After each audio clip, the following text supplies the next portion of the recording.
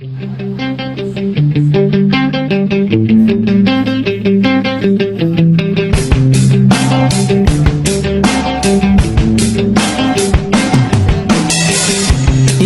ka na ng eroplano.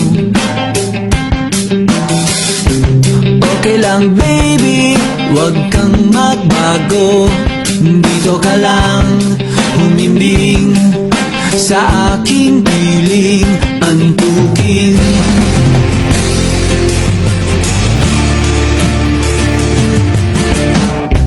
Kukupin na lang kita.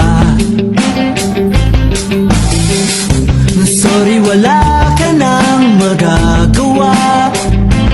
Mahalin mo na lang ako ng sobra-sobra, para patas naman tayo, di ba?